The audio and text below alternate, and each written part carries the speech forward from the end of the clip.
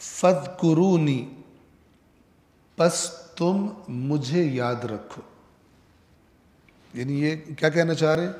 جتنی بھی مشکلات آئیں، جتنے بھی یہ مراحل آئیں، تم نے مجھے نہیں بھولا. جیسے ہی مجھے بھولو گے تمہیں پھر مصیبتیں بڑی لگنے شروع ہو جائیں گی. اللہ کی یاد یعنی اللہ کے ساتھ رابطہ، یہ انسان کے لیے مشکلوں کو چھوٹا کر. مشکلیں بڑی ہوتی ہیں، اس کے اندر طاقت زیادہ آ جاتی ہے کہ یہ مشکلوں کو برداشت کر سکے. رسول اللہ کو مکہ میں کہا گیا کہ یہ تو مشکلیں رہیں گی، لیکن الم نشرح لک صدرک، ہم نے آپ کے شرح صدر عطا نہیں کر دی. یعنی آپ کے اندر جو صلاحیت تھی اسے ہم نے اور بڑھا دیا برداشت کرنے. مصیبتیں تو آنی ہی آنی. اس بات کو یعنی توجہ کریں، سمجھیں. مصیبتوں سے گزر کر ہی آپ نے اس مقام پر پہنچنا ہے جو اللہ نے آپ کے لیے رکھا. کربلا سے گزر کر ہی اس مقام پر پہنچنا ہے جو اللہ نے امام حسین علیہ السلام کے لیے رکھا ہو. ان آزمائشوں سے گزرنا ہے. ہم کس چکر میں ہوتے ہیں کہ ہمیں نہ گزرنا پڑے، ہمیں ایسے ہی چمچ میں رکھ کے اور منہ میں ڈال دیں ہمارا، ہمیں آزمائشیں برداشت نہ کرنی پڑے. فَاذْكُرُونِی، مجھے یاد کرو. جیسے قرآن مجید میں یہ الا بذکر اللہ تطمئن القلوب، کہ آگاہ ہو جاؤ اللہ کی یاد سے ہی دلوں کو اطمینان ملتا ہے. یہ بات ہے قرآنی مومنین کی کہ تم جس راستے پہ چل رہے ہو تمہیں پریشانیاں آئیں گی، مصیبتیں آئیں گی، تم خدا کو یاد رکھو. خدا سے اگر تمہارا رابطہ رہے گا تمہیں پتہ ہوگا کہ اللہ تبارک و تعالیٰ تمہارا پشت پناہ ہے، اس نے تمہارے لیے یہ راستہ آزمائش کا چنا ہے، تو تمہارا دل مطمئن رہے گا. قدم تمہارے اکھڑیں گے نہیں. مصیبت کو، اس چیلنج کو برداشت کرنا، اسے گزارنا، یہ تمہارے لیے آسان تر ہو جائے گا. فَاذْكُرُونِی، پس تم مجھے یاد رکھو. اذکرکم، میں تمہیں یاد رکھوں گا. واشکروا لی، اور میرا شکر ادا کرو. ولا تکفرون، اور میری ناشکری نہ کرو. یہ جو کفر کا لفظ یہاں پر ہے ولا تکفرون، یہ کفران نعمت جسے ہم کہتے ہیں. کفر کا لفظ قرآن میں ایک تو وہی ایمان کے مقابلے میں استعمال ہوا ہے، اور ایک شکر کے مقابلے میں بھی کفر کا لفظ استعمال ہوتا ہے، جسے ہم اردو زبان میں بھی کفران نعمت کہتے ہیں، یعنی نعمت کی ناشکری کا. پہلے ذکر کا آپ کی خدمت میں عرض کر دوں. ذکر عربی زبان کا لفظ ہے کسی چیز کو بغیر بھولے یاد رکھنا، یا کوئی چیز جو بھول گئی ہو اس کا یاد آ جانا، اسے ذکر کہتے ہیں. ذکر زبان کا بھی ہوتا ہے، اسے ذکر لسانی کہتے ہیں، اور ذکر دل کا بھی ہوتا ہے اندر کا، جسے ذکر قلبی کہتے ہیں. عام طور پر جو ہمارے ذہنوں میں ہے ذکر، وہ ذکر نہیں ہے جو ذکر کی حقیقت ہونی چاہیے. ہم جاتے ہیں جناب کسی کے پاس، کوئی ذکر بتائیں، یعنی کوئی تسبیح بتائیں، کوئی وظیفہ بتائیں، فلان بتائیں. اور بتانے والے بھی آج کل وہ تسبیحیں بتا دیتے ہیں، حقیقت ذکر نہیں بتاتے. کوئی پرابلم ہے، اصل دین کی روح سے کوئی پرابلم ہو گیا سب کو، اکثریت کو.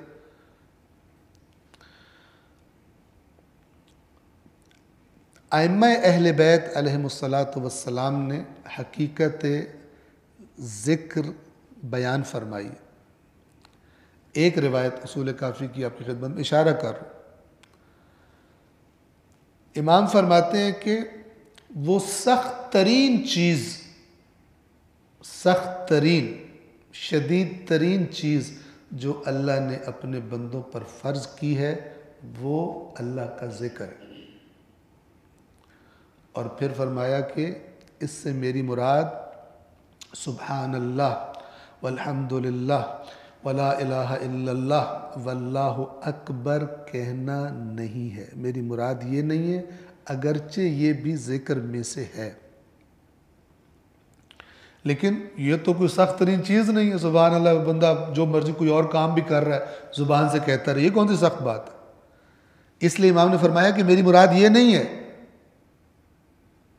سبحان اللہ والحمد للہ ولا الہ الا اللہ واللہ اکبر، یہ میری مراد نہیں ہے۔ ذکر وہ چیز ہے، وہ سخت ترین چیز جو اللہ نے بندے پہ فرض کی۔ فرمایا کہ بلکہ میری مراد یہ ہے کہ انسان کو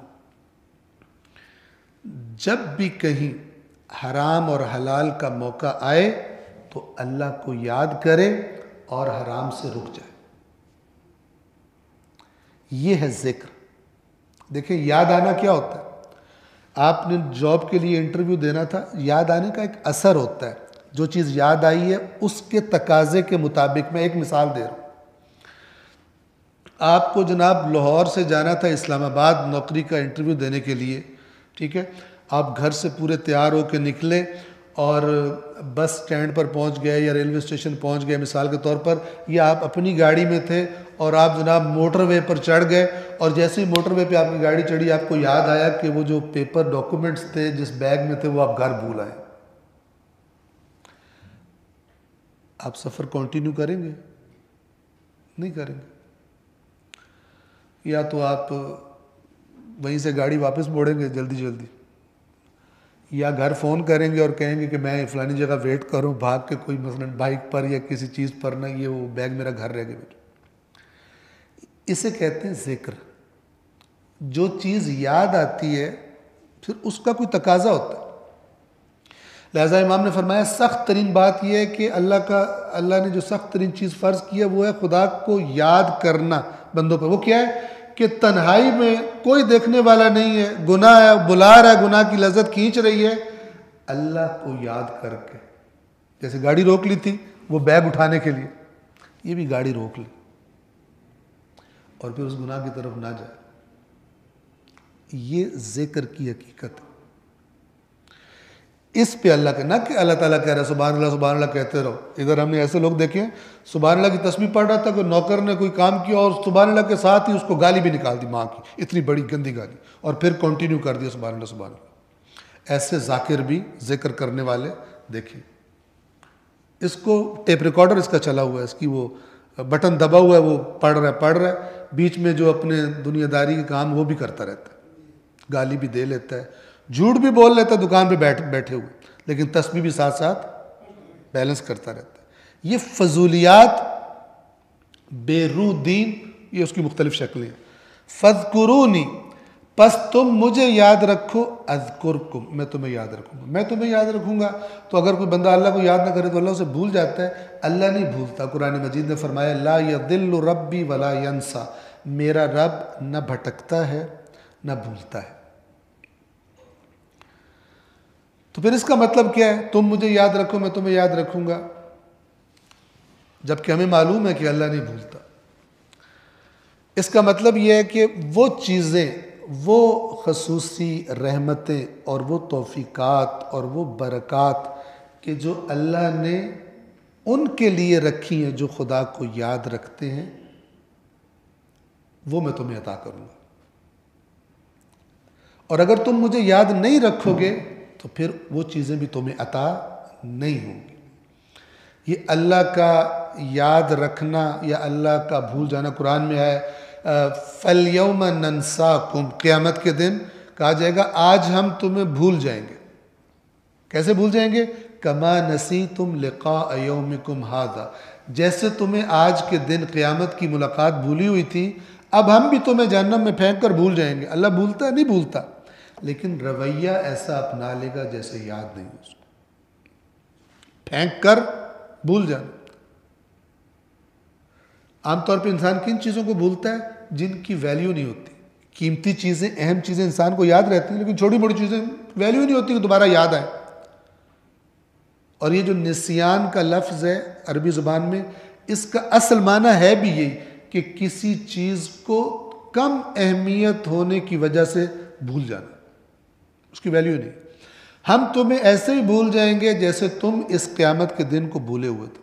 کیا مطلب؟ اللہ بھول جائے گا؟ نہیں، رویہ ایسا اپنا لے گا جیسے اس کو اللہ، جیسے کسی کو یاد نہیں ہوتا کہ ادھر بھی کوئی چیز پڑی ہوئی۔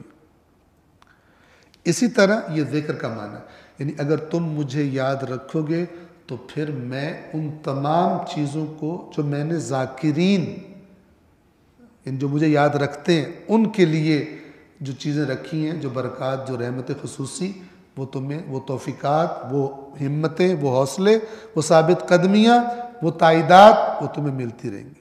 کس کا نتیجہ ہے؟ اللہ کو یاد رکھنے کا۔ وَاشْكُرُوا لِي، میری شکر گزاری کرو، وَلَا تَكْفُرُونَ، نہ شکری نہ کرو۔ یہ جو میں تمہیں نعمتیں دے رہا ہوں، تمہیں امت وسط بنایا، تمہیں اب اپنی امانت سونپی ہے، اس نعمت کا شکر ادا کرو، یعنی اس کے قدردان بنو، اس امانت کو سنبھال کے رکھو، اس امانت کو کیسے ادا کرنا ہے اس کی طرف توجہ رکھو۔ یہ پرانا دین، نیا دین نہیں جو آج کل کا، پرانا دین بتا رہا ہوں جو قرآن میں دفن ہو چکا۔ نیا دین تو صرف پیکیجز لینے کا ہے اور دنیا کی لذات اور آرام و آسائش حاصل کرنے کا۔ میری شکر گزاری کرو۔ شکر کیا ہے؟ یہ بھی روایات اہل بیت اطہار علیہ السلام میں بیان کیا گیا۔ حقیقت شکر یہ ہے، حقیقت شکر یہ ہے کہ نعمت کو، کسی نعمت کا شکر کیسے ادا کیا جائے کہ نعمت کو نعمت دینے والے کی نافرمانی میں استعمال نہ کیا جائے، یہ حقیقت شکر۔ لیکن بندہ حرام سے کما کے کہے اللہ کا شکر ہے، ھذا من فضل ربی، حرام سے کما کر بلڈنگ بنا کے اوپر لکھ دیا ھذا من فضل ربی، تو یہ ھذا من فضل ربی نہیں ہے۔ اسی طرح اللہ کی نافرمانی پہ مال خرچ کرتا ہے اور منہ سے کہتا ہے اللہ کا بڑا شکر ہے، خدا نے بہت کرم کیا ہوا، یہ شکر گزاری نہیں ہے۔ حقیقت شکر کیا ہے؟ جیسے حقیقت ذکر میں نے عرض کی، حقیقت شکر یہ یاد رکھیں، حقیقت شکر یہ ہے کہ نعمت، جس نعمت کا شکر ادا کر رہا ہے انسان، اس نعمت کو اللہ کی اطاعت میں استعمال کرے، خدا کی نافرمانی میں استعمال نہ کرے، یہ نعمتوں کا شکر ہے۔ آنکھ کا شکر ہے، کان کا شکر ہے، زبان کا شکر ہے، پیر کا شکر ہے، ہاتھ کا شکر ہے، ہر چیز کا شکر ہے۔ اولاد کا شکر کیا ہے؟ اگر اچھا شوہر ملا ہے اس کا شکر کیا ہے؟ اگر اچھی بیوی ملی ہے اس کا شکر کیا ہے؟ ہر چیز کا معیار یہ ہو کہ اس کی وجہ سے خدا کی نافرمانی نہیں کرنی، اس کی وجہ سے اللہ کی اطاعت کرنی۔ مولا کائنات جناب سیدہ کی جو تعریف فرمائی، کیا فرمائی؟ کہ اللہ کی اطاعت میں فاطمہ میری مددگار تھی، اللہ کی اطاعت میں مددگار تھی، میری معاون تھی۔ پس تم مجھے یاد رکھو، میں تمہیں یاد رکھوں گا، اور میرا شکر ادا کرو اور میری ناشکری نہ کرو۔ صلوات پڑھیے محمد وآل محمد۔